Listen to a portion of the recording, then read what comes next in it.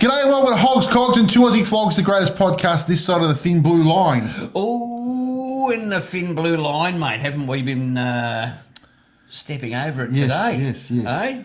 What a very interesting day, mate. Very interesting day. Yep. We've, as promised by the Assistant Commissioner of Traffic here in Victoria, Assistant Commissioner Glenn Weir. Yep. He came good. We rocked up to the Victoria Police Centre in Spencer Street today, and after a couple of internal cavity searches, they said that wasn't required, but we insisted on for safety. I said to you, is this really necessary? You said, hang on, I'll get my hand out. What'd you say? Those watches scratch, don't they?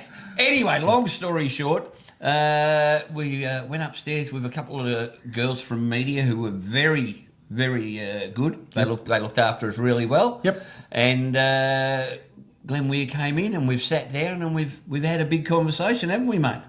Yes. So I think that's going to take up vast majority of today's show. Yep. And the whole idea behind this interview was, to cut through all the bullshit. Yep. Wasn't it? It was to get a meaningful, or try to get as meaningful a conversation as you can get, talking to someone who's, let's face it, his hands are a little bit tired about what he can say about government because he likes his job. But reality is, he was pretty open and honest in that conversation, don't you think? Yes. And look, we're not going to agree with everything that comes out of Victoria Police in relation to motorcycle road policing, but it is always, I think it's important that we have the conversation, mate, and we find out why a lot of these things happen. And I think it's really important that we're able to project what the perception is from the motorcyclist's point of view, and hopefully we can come up with some answers as to why we're losing so many bike riders. Look, without further ado, I'd say we head to the interview, and then we'll come back and discuss it. Yep. Across to the Police Media Centre and Glenn Weir.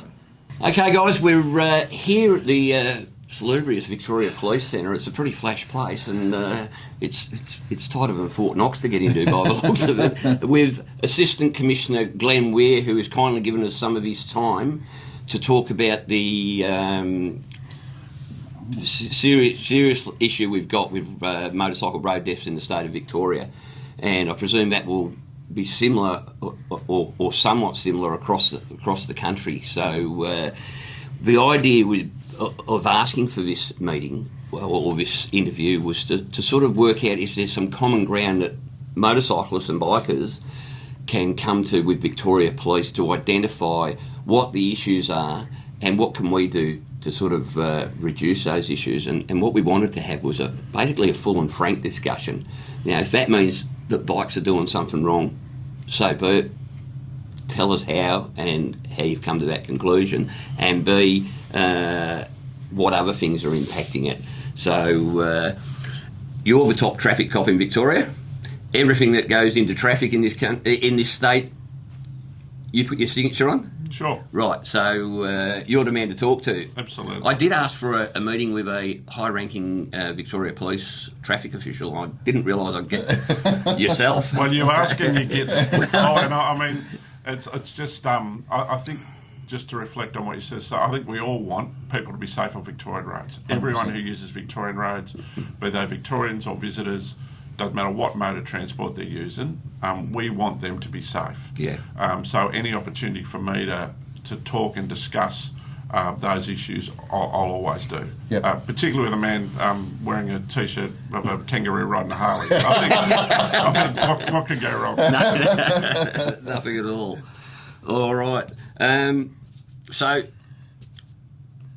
there's a lot of things that you probably have control over, and that would be Victoria Police's policing and your policy, but there's obviously things to do with traffic that you don't have anything to do with, such as, well, you don't have anything to do with, say, the budget for the roads.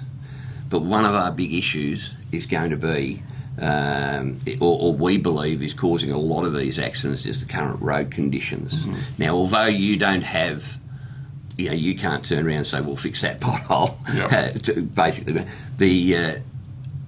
from what we can see, anecdotally, isn't it, Paul? We are having so many reports of people being injured and killed in relation to the poor state of Victorian roads at the moment. So, what sort of? Well, it actually happened to me a week and a half ago. I was on the Western Highway, and a truck kicked up a rock out of a pothole that big. I hit with the front wheel and buckled my rim. All the air went out of the tyre, and So I spend a lot of time on Victorian roads as well. Yeah.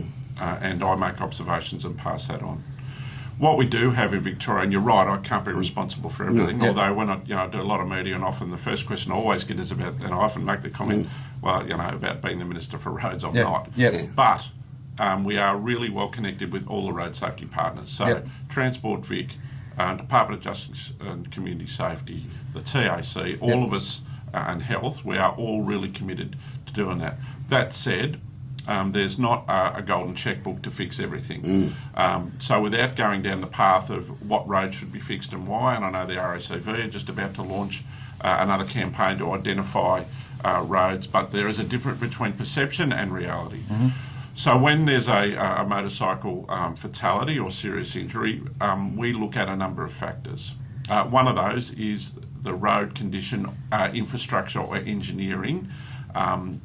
And we're lucky that most or all fatalities are checked over and supervised by either the Major Collision Investigation Unit detectives, who are extremely experienced. I'm really proud to lead them. They are world leading in terms of their capability. Or if it's not a fatality or serious injury that meets their criteria, a hire patrol supervisor will overlook the report. Now, for me, there is some risk, because quite often the difference between a fatality, an injury, or a near miss like you suffered, Paul, is a bit of luck. So we don't know what we don't know. You guys know what you know, and your cohort of people who you're engaged with know what you know. So if we make recommendations to government, be it local government, it depends on who owns the road, right? Is it a local government road, or is it a Transport Vic road? And we make recommendations there. Have they got the golden checkbook? No, they haven't. Road construction and remediation and repair is frustrating for me sometimes, in terms of how long it takes. But your people know the roads that are safe and are not. So I would say, would I go on a road that I know is particularly problematic? Would I want my family or my friends or my workers to go on it? No, I wouldn't. So avoidance is one tactic. I think the problem we have is, especially the mainstream media concentrate on things like, there's potholes and it causes damage to a rim. You hit a pothole in a car and it damages your rim. You hit a pothole like Paul did, or you hit something that gets flipped out of a pothole like Paul did the other day, and it can be catastrophic. Now, motorcycling is a legitimate pastime, and we can't know every road that we go on, because that's for us. Touring is what we do. We go on roads we haven't been on before, because that's the interesting part of riding a motorcycle, not just commuting. Commuting, I think, is different to touring, is different to maybe sports bike riders. Their idea of I completely agree, and we know that motorcyclists are vulnerable. They're one of the vulnerable road users, because you haven't got the protection, you haven't got the visibility.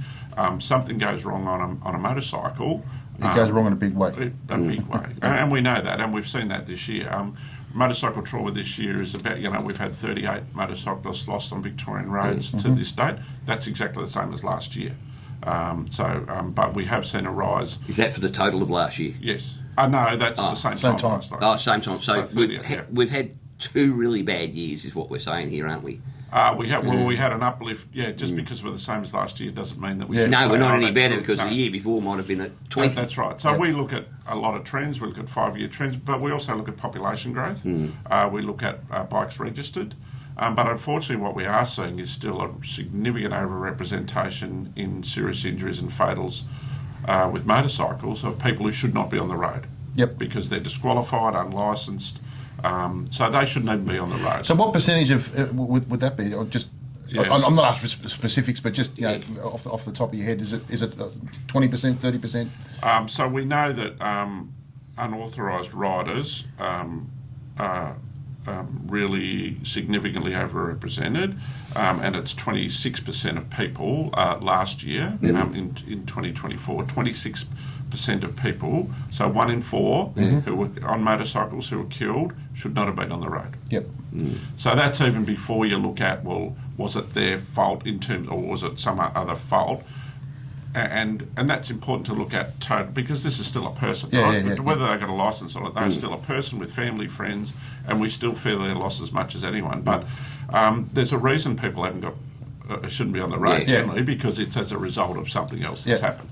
So I mean, that for me is and I often say, well, we look at all the community in total, but there are people who can control what they can control. So that's one part. So for the average motorcyclist, say like ourselves, who are licensed, who are riding bikes that are of the capacity that we're legally allowed to ride, I mean, that actually reduces our risk by 25%. If you think about it, I guess we've got that 25% isn't going to be us. No, that's right. So that's right. And the people who listen to this podcast are generally people who are the right protective equipment. They ride, they know, they're experienced, they don't take unacceptable risks, but they are still at risk. You are all at risk because you are a vulnerable road user. 100%. And so going back to your question around the road surface, that is something we investigate every time. It's one of the things that we consider. We take out what we call a safe systems approach to investigations and look at,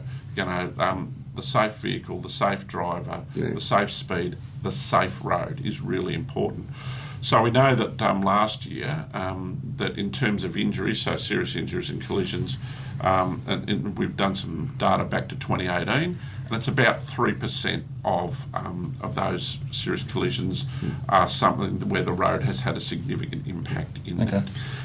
So that, but a further 8% were as a result of objects on the road, and deposits on the road, oil at night, or even how do you see oil? Again, happened to me on the very same day that it happened to me with diesel on the road. And that's a real risk because in a vehicle it's a risk, but on two wheels when you can't see it, but it's also the risk caused to you by other road users who see that and don't react, or do react, and then they don't care and they don't look. They don't, look left, look right, look right. They just. It was a good trip into the city this morning. I only nearly got killed twice by the morons in cages. But anyway, so if we could just get into the nitty gritty a little bit deeper. So you say you look at the condition of the roads and all that. Now I've seen Victoria Police collision reports, and where it talks about road surface, it basically says paved, unpaved, or gravel. That has no mention of potholes, and one would expect that there's also an area where the investigating officer writes in exactly what happens. But how do you search that when it's not the text area is itself not searchable? So we have significant analytical so that's the initial report that's done for every collision, be it non-injury, injury, fatality. That is the over. If there is a fatal or serious injury, there's a fatal collision. Accident report that's done is a real deep dive analytical there'll be a coroner's report, wouldn't there, I guess? That's part of the coroner's investigation, but that's the VicPol part of it. And that we have increased our capability a lot better. We've got a lot more, so every hire patrol car now has in-car video, which we'll use to do a reconstruction and look at the surface of the road. Every police member has body-worn camera, which we now use to do a walk-through, look at, and they are, that is uploaded and is part of that FCAR, we call it, the Fatal Collision Accident Report, and then out of that comes, we've got a real problem here with this bit of road. So then, as I said before, we go back to Transport Vic, which used to be the Department of Transport and Planning, or to the local government. And at the local level, our members are really well involved with local, local committees everywhere around in every area that deals with the road. So we take them back. What they then do with that, and what our ability is to influence that, and putting up a VMS sign that says slow down, poor road, or putting up reducing speed. They're all things they can do. Ideally, there seems to be an awful lot of those around Victoria. There is a lot, and as I said, the financial position of any jurisdiction will determine what they're doing. We would ideally like to be able to snap the fingers and fix it straight away, and not just patch but fix. Yeah. But we know that can't. Well, we've got so much evidence in regards to patching is pointless because within 2 weeks... Yeah, rain, traffic. Well, more often than not, it's trucks just going over it will rip out the patch. And that seems to be a difference between Victoria and New South Wales. And I know it's not your area, I guess, but it certainly affects your area, is that, like in New South Wales, when they repair a bad area, they'll actually do a 200-metre strip, not just put 7 little patches in it. And that's just... And that's where I suppose groups like yours can advocate with government or local councils to do that. And certainly through the Motorcycle Community Engagement Panel, which I sit on, which is a ministerial group that has volunteers and people from... How often does that meet? Quarterly. How we go about getting into... So there's applications each year that people can apply, and there are significant people from your community who are on that group. And they're not backwards in coming forward. It's pretty robust discussions about that. So, that's, for me, that's really important that we have the right people at the table having those discussions. Because the issues that you're raising are very similar to the issues that are raised in that forum. So with... do you find that there's a lack of ability with people having a lot of these accidents, like, getting on a bike, taken off, and just they've done nothing about it? So if that is the case, do you think that there's... getting a motorcycle licence, getting a car licence is very similar. Do you think that there should be more education, rider training, when it comes to motorcycles? And do you think that there should be a component in every car licence that is motorcycle awareness? Oh, look, I think anyone who uses the roads needs to have the awareness of what they're doing, what they're seeing, and that starts with pedestrians, right through to all the people using the roads. I still often, though, come back to for people taking their own responsibility for their own actions. I mean, I'm sure you and your group are fully across and experienced, use all the protective gear, make sure that, we all see people during the summer go down certain roads and you'll see people in board shorts. It's not Bali, right? But some people treat it like that. Some people in vehicles do the same. We've been astounded since the amount of the Justice rolled out their cameras looking at seatbelts and mobile phones. I thought, this will catch a heap of people on mobile phones, not many not wearing seatbelts. We've been astonished how many people don't wear seatbelts in a car. They've been around since the 60s, so... But it's taken a little bit of time. You would think that that would be a step. It's the same with any mode of transport. Taking responsibility. Our licensing system, our graduated licensing system in Victoria, that's run by Vic Roads, is really good. It is really good. Could it be better? They're always, I think, looking at, when I talk to my colleagues who are there, they're always looking at continuous improvement. But across society, we are seeing so many people who want someone else to solve their problems for them. People have got to take responsibility for their own actions and wearing the right equipment, making sure you're comfortable on the bike. If you haven't ridden a bike for 20 years and all of a sudden you've discovered retirement and all those sorts of things, that's great, and get out and enjoy all we have to offer, but make sure you're prepared, equipped and capable to do it. I think capable is a massive thing, really. And that puts us down to sort of single vehicle collisions is one of the... we see, I think I read in the things, it was about 30% of collisions are single vehicle collisions, and that's where we're seeing that, okay, is it rider inability which is causing single vehicle collisions, or is this large amount of single vehicle collisions caused by road condition? Because we had a bloke come off the other week that we did a show on. Now, he was in a group of about 20 bikes, and basically he changed position in the lane at the exact same time. There was such a bulge in the road that his actual bike bottomed out on that bulge, and it threw him off about 600, 700 metres later. Because he fought to keep the bike alive, but eventually he's lost it and come down. And the problem there is when the investigating police member comes along, hope, if he was on his own, would that member be able to go? Would that member go back 600 metres and have a look? I mean, that comes down to the quality of the investigation, I guess. Yeah. We look at the entirety of an environment, and I'm sure the group, and police collision like that. I don't know if you've. A lot easier when there's a group there. Yeah. But I mean, there's never it's always there will be significant oversight of all of those collisions. Yeah.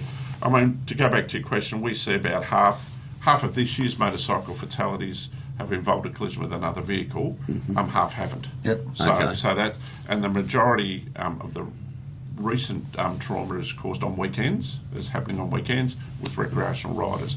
Now, as we move into the depths of winter and all that will lessen out until October, November when the weather's better. And we'll There's a lot of soft riders out there that won't go out in the wet like us he men. But the three significant drivers of trauma are still excessive or inappropriate speed, rider inexperience, to your point, and unauthorised riders, which I've spoken about. So. In the rider inexperience, and that can be at any age group. Yeah. So we're finding ourselves that there's a lot of people coming back into riding later in life. They've got rid of the bike. They've done the family and the kids thing, and now they've gone. Ooh, kids are off my hands. Give me a really big bike. And that's the issue: the power of the bikes and the torque, like the engineering of bikes now, despite whatever size or capacity they are. Just the power of them, and people who are returning riders, as I call them. Yep. That is a concern for us. And these are people who are mature, experienced in life. You would hope it's not the 19 to 25-year-old getting a bike licence for the first time and taking undue risks. So it is sometimes a little bit of confidence is a dangerous thing. Do you think that maybe if the government offered some incentive in regards to maybe lower registration for people with advanced rider training could actually have a positive effect? Because I know there's a lot of people that if you said, look, if you go and do an advanced rider course, your licence or your registration for the next year and above is going to be... I did the police rider training course years ago up at Appwood, and I think it was Swan Insurance gave me, I think it was 20% off my insurance because I'd done that.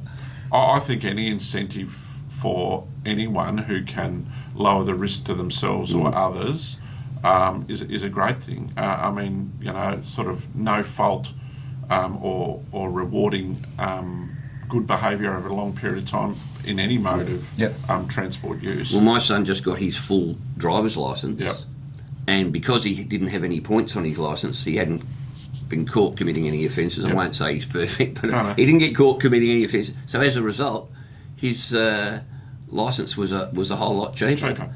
And I think that's a fantastic incentive, and I think we could do a similar sort of thing with motorcycle riders doing advanced rider training courses, because from what I can see, rider training is probably the most important thing we as riders can do, is make ourselves better riders. I agree, because you can only control what you can control. That's exactly right. It's our job to around the enforcement and the visibility space to make sure that in the engagement space. I mean, we do run programs, and some of your listeners might have seen where particularly in groups and touring or cruising around, police will stop and just talk to them, and just to make sure that how you going, what's going on, just letting you know there's this happening or that's happening. But it's not, enforcement comes in many forms. I said it right at the start. All we are all interested in is keeping people safe on the roads. How we do that comes in many different forms. I just think that it would be great, as what he said, if rather than a big stick, sometimes carrot stick is a good thing. Because the other thing you see with most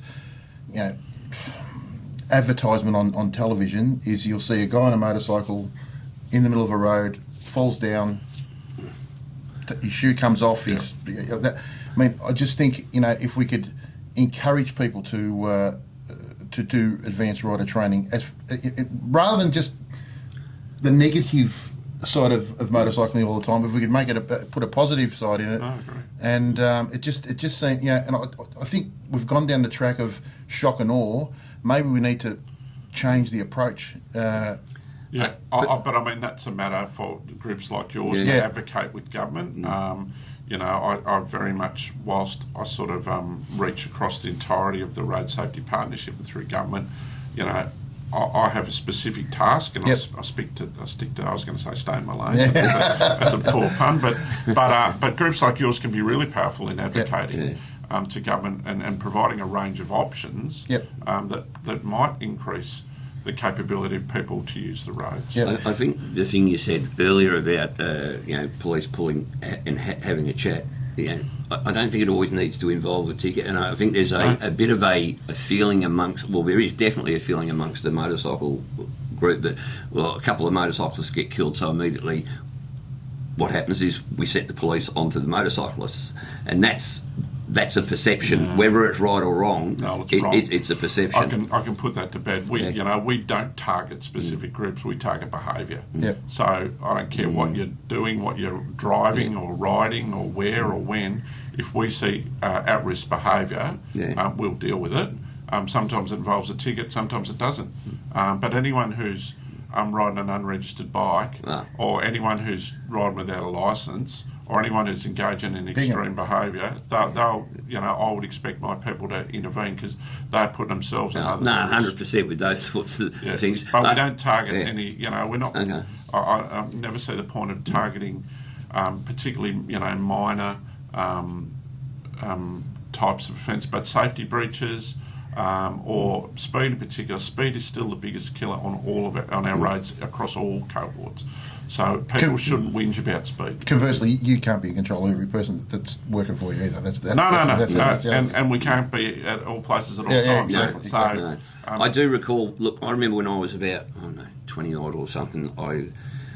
Everybody used to go down to Kew Boulevard on their bikes, and everybody used to go and play down the Kew Boulevard. Some played nice, some didn't play nice. And I remember I was there one day. There was a meetings point, about 20 bikes, and this police motorcyclist just rode straight in the middle of us, stopped, got off, took off his helmet. He said, "G'day, guys," and he ended up having about a 15-minute conversation with us, and it was fantastic. And at the end, he said, "Look, I'm here. You mess up. Don't expect any sympathy anymore. I've done the nice thing." And I personally think that conversation had a greater effect on those 20 riders than you could have got if you'd have given them all a ticket in the first place. So I think I'm a big advocate for police actually, and especially police motorcyclists, because they know how we feel and how vulnerable we feel as well. Yeah, and we have, our fleet of police motorcyclists hasn't increased much, and there's a lot of reasons behind that. But that engagement, which before I had this job, I was this Assistant Commissioner at Eastern Region, which sort of goes from Hawthorn to Wodonga to Malakuta. And so a lot of the high country, a lot of the places that bikes go to, and that we had a specific program around that, and that still continues. My people now that I look after will do that often because it is more valuable. Now, in recent years, there's been a significant increase in overseas people coming into the country, and a lot of those people have an international licence. Now, the thing I see is, our kids have got to do 120 hours on our roads and all that sort of stuff, and some of these people are coming in that are very inexperienced, in their community and also in our community. I can tell you from when you're on a motorcycle and you come to the front of the traffic, you can see what people are doing in cars.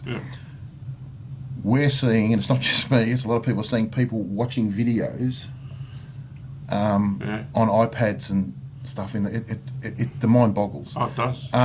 What's the penalty for that these days? So it was a change when they rolled out the distracted driver cameras, and there are significant fines for distraction, both the passenger who's distracting a driver and the driver, even touching, or it depends on the driver. Or distraction is a big focus because we know it's a significant cause of that. And I sort of mentioned before about when Justice introduced those cameras, what we thought we'd see and what we've actually seen. But it's over $600 and 4 demerit points. I think it should be 5 demerit points and $1,500 to be honest, because I just think it's just such a dangerous thing to be doing. I mean, watching a video. We had someone watching who reported to us that he saw someone watching a video in a truck. Yeah. So he's driving a truck watching a video. I mean, and look, government that's going to kill anyone. We don't set the penalties, obviously, or demerits or fines. That's a matter for government. But distraction is a significant. And of course, again, we talked before about the vulnerable nature of motorcycle riders. Yep. Distraction and what that causes, and it generally causes in and out of lane. If you're riding behind someone or next to them and that happens, you're in big trouble. But I'm not sure what your question was about. So going back to it, me personally, there's been 7 either members of my family or very, very closely connected to my family since the start of this year have been hit by international drivers. People with an international license? With an international license. All of them like doing something that's just not normal. Strange. Yeah, strange. Should there be some sort of system where you come? Education. There's got to be some sort of education for these people coming into us. Because driving in Bali or Indonesia or wherever is or Russia or anywhere is completely different to driving here. I think there's a 6-month leeway. Maybe that should be decreased to 3 months.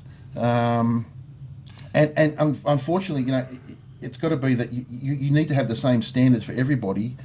There's a number of problems with that. So, that ultimately any license, that's a matter for government. Yep. The issue is there's the reciprocal arrangements that we have with every other nation. So when we go overseas and drive, there are those similar arrangements. There is a 6-month, you can live and drive in Victoria for up to 6 months.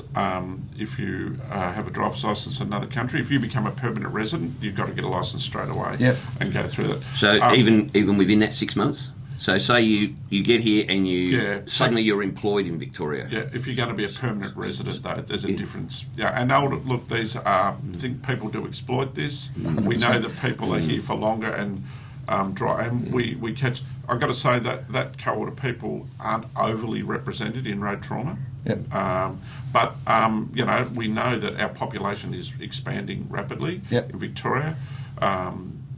Melbourne's population is expanding rapidly. Immigration is rapid. So, in terms of road risk, it is a significant concern that you talked about having the same skills. Yep. Well, I don't know if we'd want them having the same skills as some of the people on our roads who've been here for a long time. But at least held to the same standard. You know what I mean?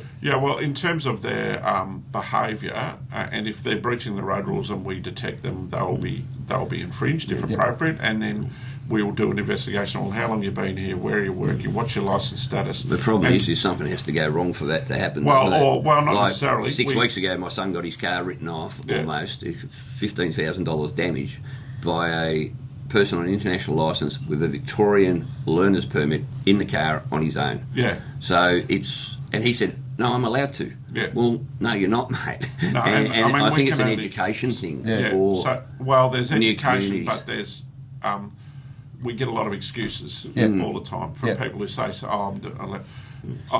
I agree. People who come and drive on our roads, anyone who uses our roads needs to be fully competent. Yep. They need to be fully cognizant of what the rules are. Yep. And they will be held to the same account. It shouldn't need for something to go wrong. Yep. Often that is the case. Yep. But the licensing matters. If you have specific examples and you want to take those and advocate with government to change the settings, tighten the settings. But I'll just go back to that, is that reciprocal arrangements that we have across other countries, that comes into play as well. Yep. Once again, our government letting us down, I say. I know you're not allowed to say that, but I mean, that's Australia-wide. That's not a Victorian. No, 100%. No, that's and I just think that, like we said before, I think it comes down to education. It should be part of if you're going to transfer an international license. Okay, do you know this and this? It should be at least a written. It's hard to disagree with making sure that people who use our roads have the same level of competence as people who get their licence here and go through the process. I agree. Yeah, 100%. So you spoke earlier at the start of the interview about your analytics that you do about accidents. Does Victoria Police have a specific analyst simply for motorcycle-related accidents? Yes. Or they do? Yeah, we do. Okay. So in my command, I have a specific unit of intelligence practitioners. Each of them have different portfolios. We have a dedicated motorcycle portfolio holder, a really highly trained intelligence analyst who looks at things from an operational, like what happened on this matter, but also a strategic perspective about what are we seeing trends, are there issues. We will look at root cause analysis, rider behaviour, or driver behaviour. Are we seeing a spike, a particular issue? We use a really developed and specific tool that tracks journey analysis to make sure, are we seeing this in a particular part of the road after a particular time? What are the traffic flows there? We have geospatial analysts as well, and temporal analysts who look at trends over time. All of those things go into our tasking. They're a key input. So it's a specific analysis of an incident in isolation. What happened in this collision or this series of collisions? And that's fine knowing that. What are we going to do about it? Is it a matter for us? So do we need more enforcement around road users using rat runs, coming out onto a road and putting motorcyclists who are using that at risk? Or is it an engineering issue? Is it something that would take to government or to local government if it's a local government road? So I'm really confident that we are really highly developed. In fact, we have people from other jurisdictions all the time visiting us to look at our structure and our process, because I think it's really well developed. Okay, so in relation to we spoke about the MCIU, Yep. Which is the serious, basically used to be called the Accident Investigation Squad, and basically they investigate serious and fatal motorcycle or any all collisions. Yes. Now, but they're a limited resource, I would expect. So in relation to the other ones that don't go to them, do they have oversight of? So at every fatal collision, they will be contacted. They're a 24-hour service that, if they're not attending, the supervisor in charge of the MCIU crew at the specific time is always contacted by the people in the field to say, this is what we've got, this is the scenario, and they are given specific advice around what to look at, what to do. If we need to deploy to use our specialist investigative capabilities, 3D scanners, looking at the road as a complete, we will do that.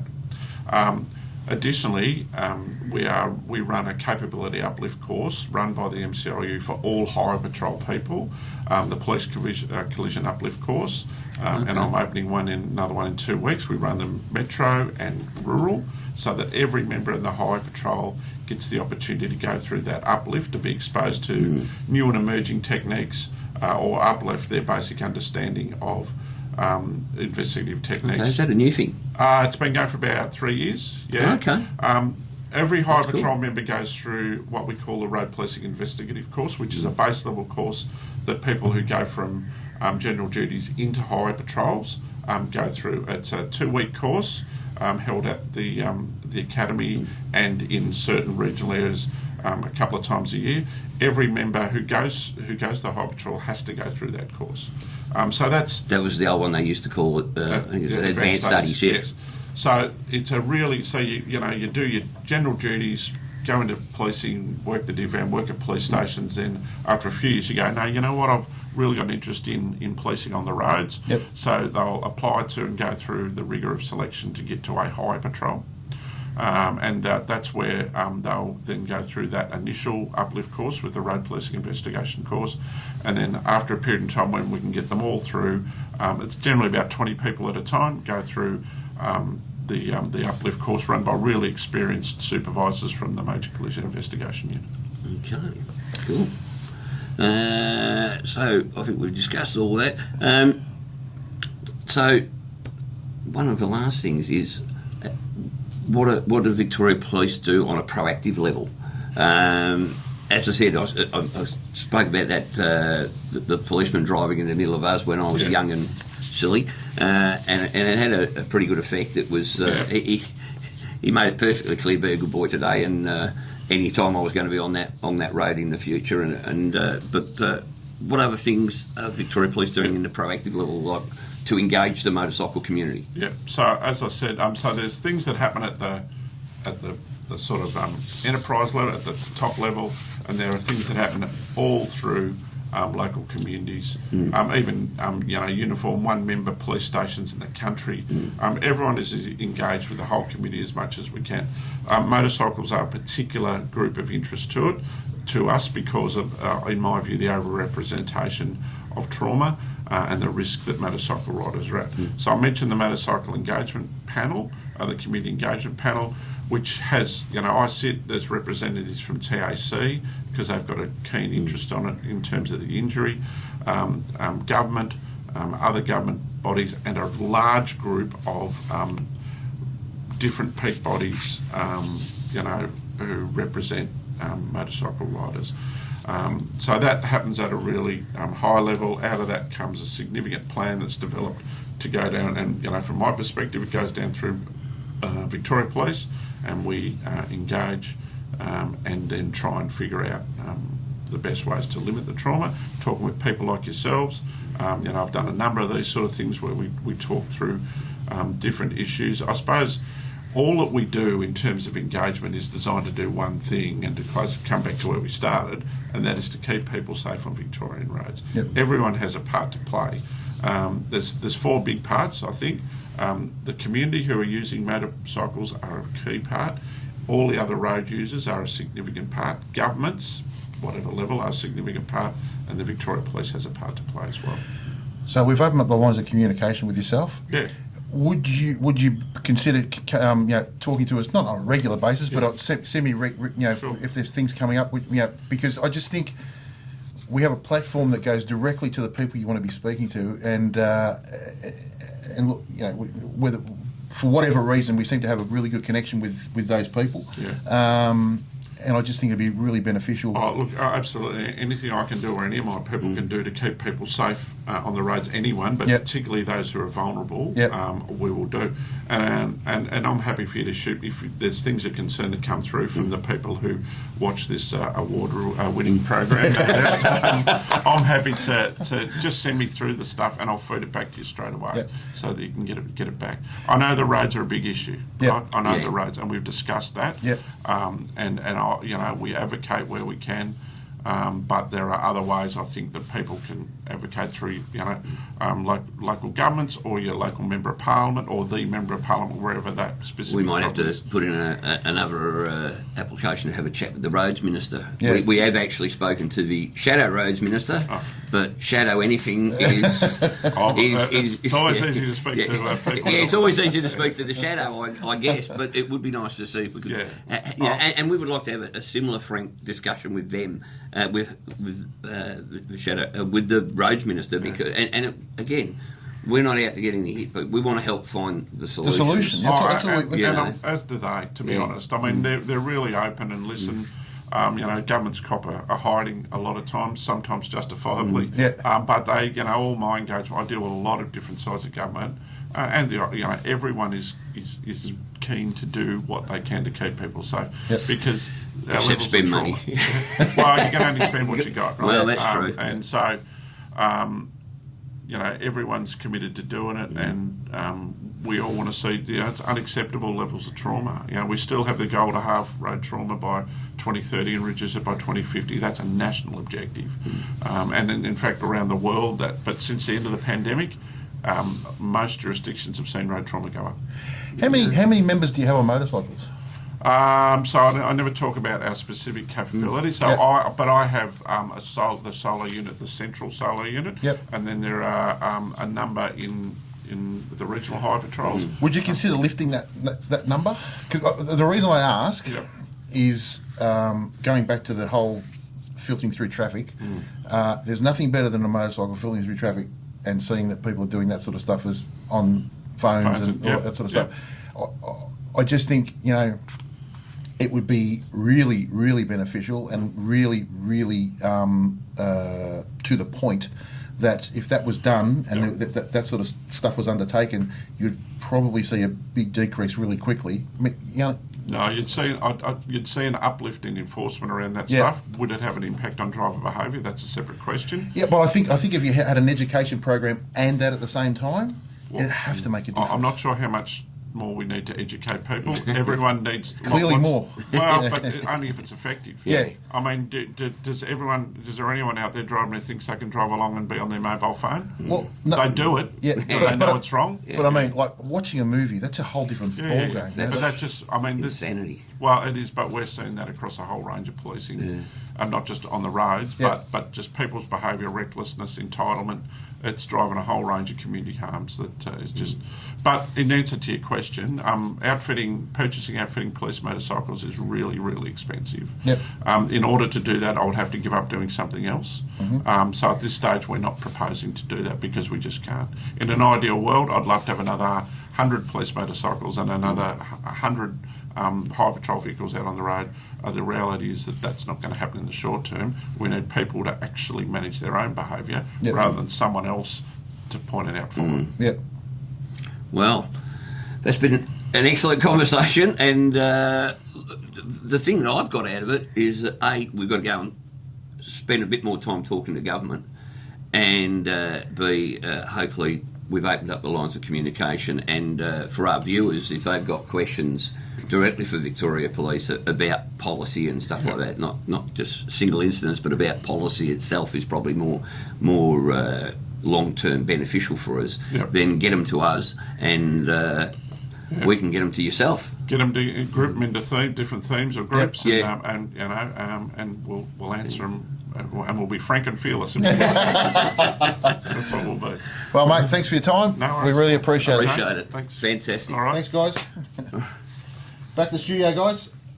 Well, as we said, mate, it was an honest discussion, and look, it was good that you committed to to answer any of your questions you have. So shoot those into the comments, and we'll collate them and we'll send them to him. Yeah. Just bear in mind, he can't answer.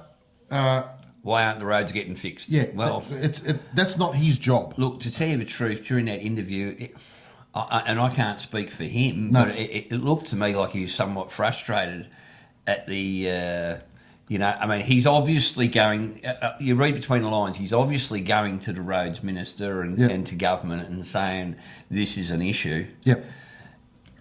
And at the end of the day, I just don't think they've got the money to fix it. Yep. So, I mean, how many more have to lose their lives though? I mean, if we can afford things like, tunnels underground from A to B where no one wants to go, to, fixing the roads that we've got. Look, I've got no issue with making tunnels and all sort of stuff. What I have an issue with is that the fact that those tunnels have cost more than double what projected figures were, and because of that, everything. I mean, it's all fine and dandy having a beautiful, pristine, brand new tunnel. Not much good if it's a dirt track that goes into it because 100%. What's the point? Yeah. Right. So we can't all fit in the tunnel at once, mate. No, and like I said, I'm all for building infrastructure and all sort of stuff, but not at the detriment and expense of the rest of the state. Look, I think we've got to continue to try and get the police minister on. Yep. Sorry, not the police minister, the roads minister. Minister.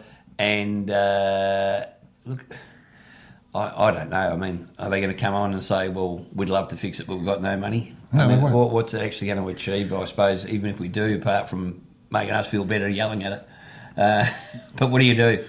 But look, I think the fact that at the end of the conversation he said to us, hey, give us any questions you like, and if you want to come back in, I'm more than open to talking to you, which was fantastic.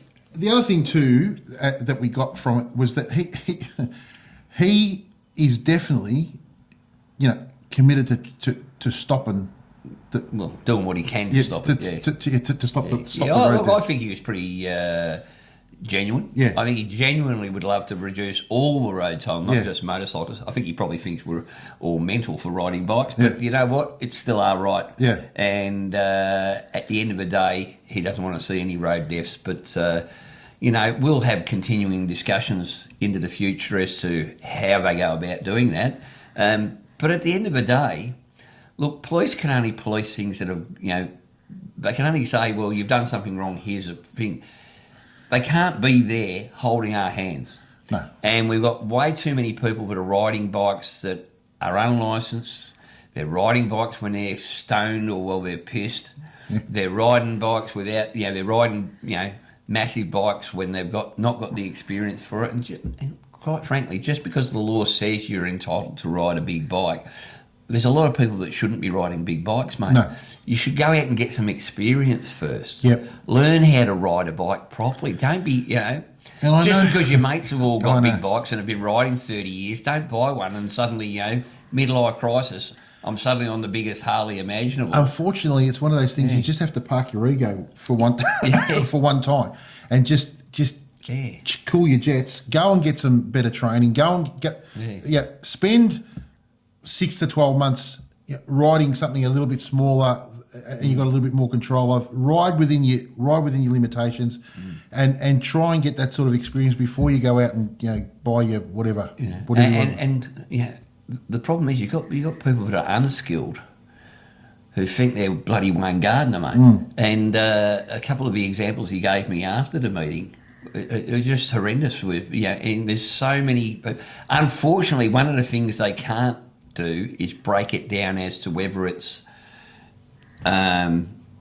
small bikes, mid bikes, high end, or whether it's sports bikes or cruisers or whatever.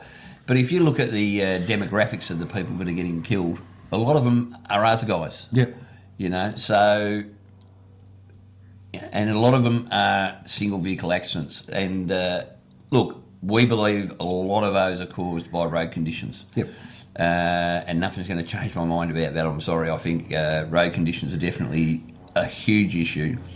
But as he said, when you've got 25% of people getting killed on a road are either unlicensed, riding things they shouldn't be riding, or drunk or stoned, that's a huge amount of people riding. And as we saw when we were leaving, mate, at the front.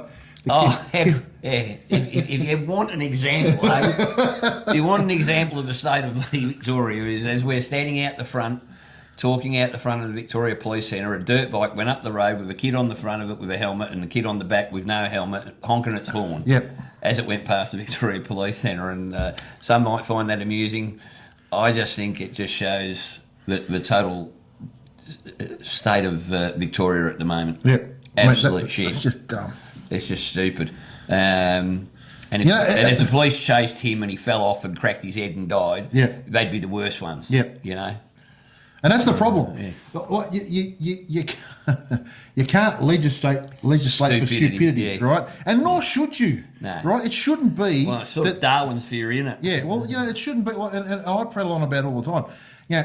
Somebody goes and some influencer goes and does a handstand on the edge of a cliff with a great view and falls off. And then they go and put a fence up so the rest of us can't stand it. Yeah. Why? Just, mate, it happens. You should just put up a plaque that says "Stupid man fell off here." Yeah, well, it's unfortunate that they die, but don't do something. If you're going to do something stupid, you got to take some sort of responsibility for it. And I think that's what a lot of what he was saying is coppers can only do so much. We've got to stop expecting government and police and everybody else to solve the problem, which is caused by stupid people.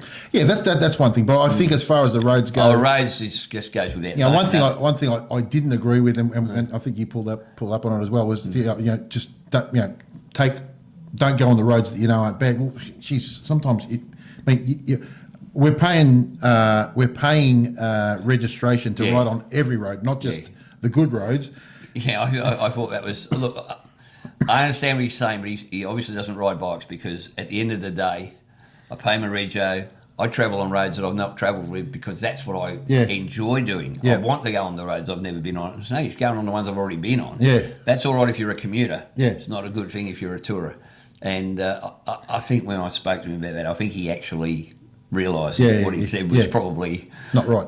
Well, not quite right. It's not practical, really, is it? Well, it should. And how are you supposed to know? Yeah. Like, if you haven't been there, you're going down the road, and all of a sudden the road goes to shit. Yeah. Well, okay, how am I supposed to? I mean, look, at the end of the day, we pay registrations, tax, and all the other stuff that we do. It is incumbent upon the government to make sure that's their job. Make sure the frigging road's safe. It's not his job. Well, they've got a duty of care. Yeah, it's not his job. It's the government's job. To make sure that the state's run properly. And look. Yeah, well, let's mate, there's not much they're doing that's doing that at the moment. And the roads is only one of the things. But anyway, we won't make it a political thing. But at the end of the day, I think what came out of this meeting was, there's a bloke running the Victoria Police traffic thing that actually wants to reduce. Yep. He's not just about raising money. I don't think he gives a toss about raising money personally. And I think, B, we've got an in there, so as he said, we can contact him at any time. And he said, look, if we want to go, we want him back on the show, he'll come back on the show.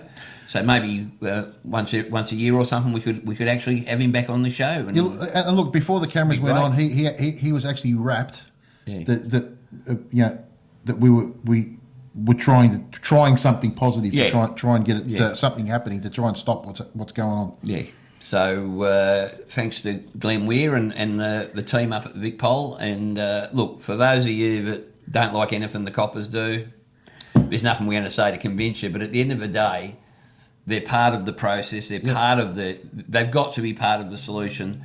We've got to be part of the solution. So it only seems common sense that we open dialogue with them. So if you've got anything you want to say to them, or anything you want to bring up and issues that you want to have addressed by Victoria Police Traffic Command, send it through. Put them in the comments or send us an email to Hogs, Cogs and Flogs@gmail.com, and we'll collate them all. And we'll it's no skin off our nose to put it to him, and we're not going to influence the answers or anything. As we said to him at the end, we're not always going to agree. Yep. But we've all got to give it a crack because at the moment, nothing seems to be working. So hopefully this has been an interesting podcast for some of you, or an interesting show for some of you, or for most of you. And hopefully it's just the start of things to come, mate. Let's hope so.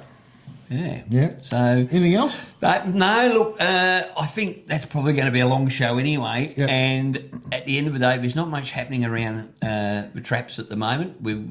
If you're interested in what's going on in Victoria, check out Victorian Rallies, Runs and Events. New South Wales, Chop's got a page, New South Wales Rallies, Runs and Events. I think it's Rallies, Runs and Events as well. And everywhere, look, there's plenty of sites on the Facebook, but obviously being midwinter at the moment, there's only one really important event happening, and that's next weekend, mate. This weekend coming up, the Hogs, Cogs and Aussie Flogs Brass Monkey Run. We're going to have a ball. We're going to be doing a little bit of filming there. Yep.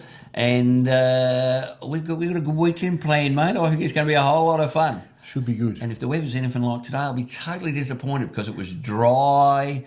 It was relatively warm in my toasty gloves. It was actually almost ironic because I woke up and was about to jump on the bike to head into town, and a message came up. There's been all 4 lanes of Westgate Freeway are closed. Yeah. I've gone, what? But fortunately, with my skill set, Fangio here beat me, and I had no problems coming in. I didn't do anything illegal. I just jumped on the scooter, which is a lot smaller than all the other bikes, and you can fit through everywhere. So I noticed. I've got to say, that's probably the most humiliating trip back here I've ever had in my life because Paul knew which direction we were going because we went the back way out of Spencer Street. I had no idea where we were going. So here's me on my big Harley, following the Barley Harley, like it's beaten me in a race. I think, for God's sake, I hope none of my friends are watching this. It was so embarrassing. Such embarrassment. Anyway, that's about it for the show, guys. If you wouldn't mind giving us a thumbs up before you leave, hit the subscribe button if you haven't already. That goes for all you coppers that are watching tonight, watching your boss on there. Please give us a subscribe and jump on the Facebook page. We were gentle. We'd love to have you on board. We were pretty gentle with him. And he was gentle with us. He was. He didn't hit me with one baton. It was pretty cool. Not one. Not one. Even if I asked. That was great. Well, that's it from me. That's it from me. That's it from Hogs. Cogs. And 2 Aussie Flogs. Yeah. guys.